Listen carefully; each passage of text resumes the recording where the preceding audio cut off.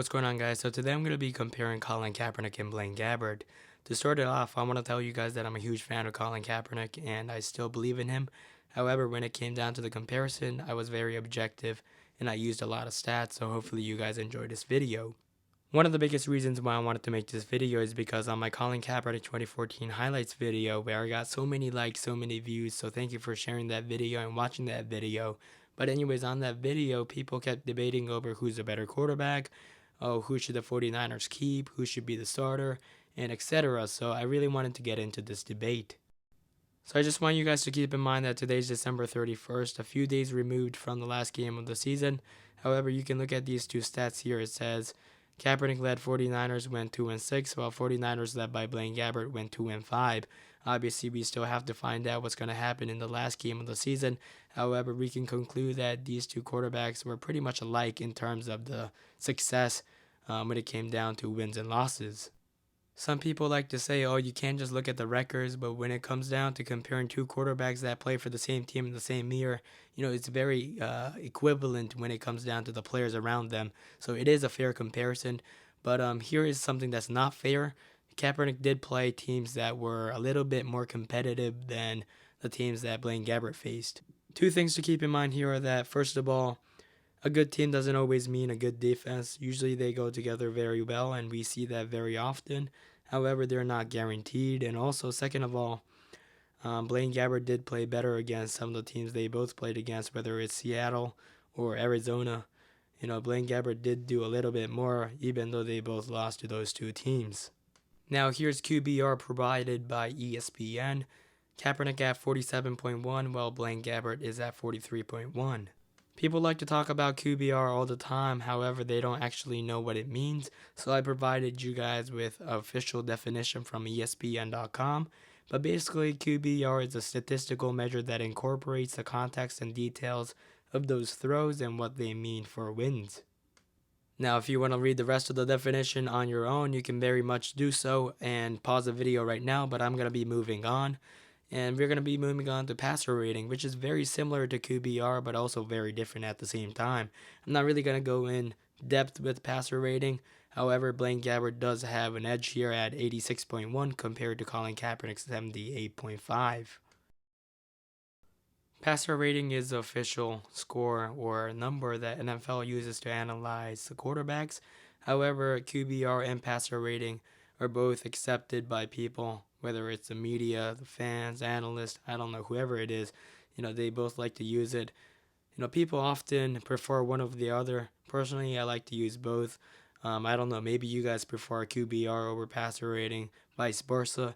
However, I just wanted to provide you guys with both of the numbers so you guys can take a look at both of them. Now, here are some arguments you can make for Colin Kaepernick.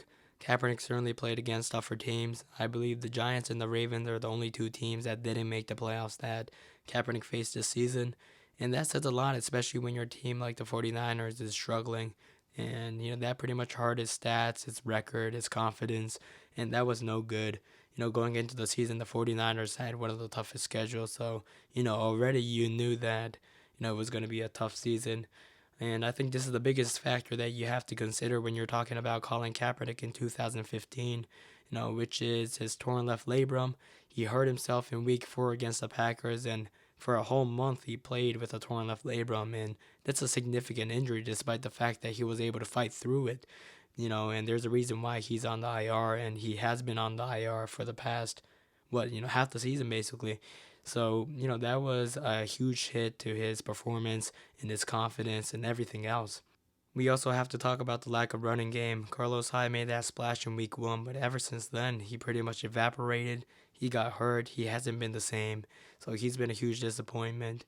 Jared Hayne, he also made that splash during the offseason. Certainly hasn't been the same. He got released, at one point. So he's also been a disappointment. Reggie Bush, he came in, we thought he could be a receiver and a running back at the same time, but he's been banged up all season long. 49ers finally found a decent running back in Sean Jerome, but that was after Kaepernick got benched and got hurt and was placed on the IR. And finally, we have to talk about the mistreatment by the media. We heard something bad about him after, every single game, whether it was about the headphone or the isolation. So those are some of the arguments you can make for Colin Kaepernick. And now let's move on to arguments about Blaine Gabbert. When we're talking about Blaine Gabbert, we have to keep in mind that we're talking about a guy that hasn't started since 2012, and for him to be able to start the way he has been, that's pretty damn amazing. And that leads me to the next point, unexpectedness. Nobody saw Colin Kaepernick going on the IR. Nobody saw, him getting benched. Because Tom Sula kept saying, "Oh, he's our quarterback, he's our guy, he's our starter," and all of a sudden he benched him. It was a surprise to a lot of people. And the fact that he went on the IR was a huge surprise. Nobody saw that coming. So, the fact that he unexpectedly became the starter and all of a sudden he had this, attention, spotlight, and high expectation, that was tough, but he was able to handle that. So, huge props to Blaine Gabbert for that. And you have to consider his cheap salary. He's pretty much doing what Kaepernick did, and in some areas, even better than what Kaepernick was able to do with pretty much a tenth of the salary. He's getting paid close to $2 million this season, which is not that a lot in the NFL. So you have to consider that. And finally, the leadership aspect of being a quarterback in the NFL. A quarterback is like the CEO of a company. You have to be able to take leadership, and it certainly looks like Blaine Gabbert is a better leader than Colin Kaepernick. The way he's interacting with the players, the way he's very vocal about things, and the way he's really motivating people around him.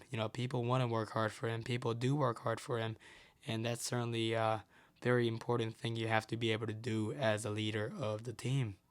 So with that being said, who is the winner of this long-lasting debate that's been going on my channel for a very long time? And in all fairness, people talk about this quarterback competition all the time. Whether it's with your friends on ESPN, NFL Network, people discuss it all the time. But anyways, who is the winner? Well, I certainly can say that Blaine Gabbert had the better year in 2015 because, that's very easy to say because for Colin Kaepernick, he got hurt. His reputation got damaged. 2015 was a disaster for him. So that's very easy to say. And for Blaine Gabbert, it was a significant year because, like I said, the last time he started was back in 2012.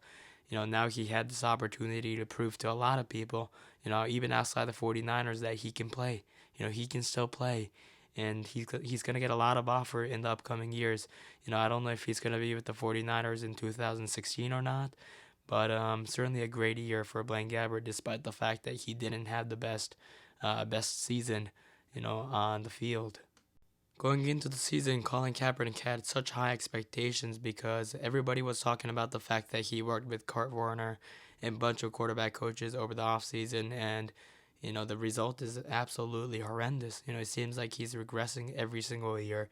Certainly doesn't help him, especially when you consider the fact that the way his contract is structured, it seems like he's not coming back to the 49ers. So 2015 was rough for him. Like I said at the beginning of this video, I'm still a believer in Colin Kaepernick, but I certainly think he has to go. He has to go to a different team, a better team, better coaches, better teammates, and just a new start. You always have to have a refreshing start, after a terrible, ending, So 2016 should be very exciting for Colin Kaepernick. I bet he can't wait more than anybody else. And for Blaine Gabbert, whether he's going to stay with the 49ers or not, that I don't know yet. But for him, it was a win. It was such a great year for him because he got that opportunity that he's been waiting all year long and even years, since 2012. So it was good for him. When it comes down to the performance on field, I think they were equivalent when it came down to, taking the team and winning. Because in the end, it doesn't matter about what you do on the field unless you can win. You can have a bunch of 350-yard passing game, but still lose. And if you lose, it doesn't mean anything. You're not going anywhere. So, ultimately, they were pretty much scrubs. Let's be honest. They were both scrubs. But I think Blaine Gabbert was a better scrub than Colin Kaepernick this season. He certainly had better passing game. The running game, obviously, Colin Kaepernick dominates that because he's one of the best in the world when it comes down to running as a quarterback. But, I think Blaine Gabbert surprised a lot of people with the way he was able to pass, his accuracy, his deep throws to Torrey Smith and everything, the way he was able to win that game against Chicago, even though he was helped by those two missed field goals.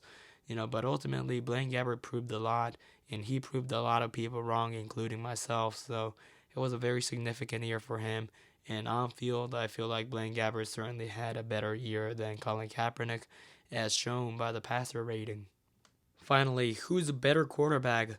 Honestly, I still got to go with Colin Kaepernick, my man. I mean, for 3 straight years, he took the 49ers to the NFC Championship. Obviously, that Super Bowl run in 2012. What he accomplished, doesn't all of a sudden get thrown away after one horrendous season and one decent season in 2014. I think he still has a lot of potential. His arm is one of the best in the league. His speed is one of the best in the league. And his athleticism as an athlete, as a quarterback, is still one of the best in the league. So he has all the weapons to himself. He just has to find the right coaches, the right teammates, the right players, the right weapons around him, and just a new start, and he should be a good quarterback. Because honestly, if I'm the GM and I'm making a team, I'm honestly gonna choose Colin Kaepernick over Blaine Gabbert, because honestly, I mean, it's still really not a competition. I mean, Blaine Gabbert proved that he's an okay quarterback, but he still hasn't proven anything. He hasn't proven that he can take a team to anywhere. He hasn't proven that um, he can limit his interception and the turnovers, because his turnover were still very high. His turnover, actually touchdown to turnover ratio was still very high. He still has a lot to prove. So ultimately, who's a better quarterback? I still got to give that award to Colin Kaepernick. Hopefully, you guys enjoyed this video. I know it was one of the longer videos, but I certainly owed it to you guys at the end of the year. So hopefully, you guys really enjoyed this video. Give it a thumbs up, and hopefully, you guys will have a great new year. And I'll see you guys next year. Thank you for watching, and thank you for the support all year long. Thank you.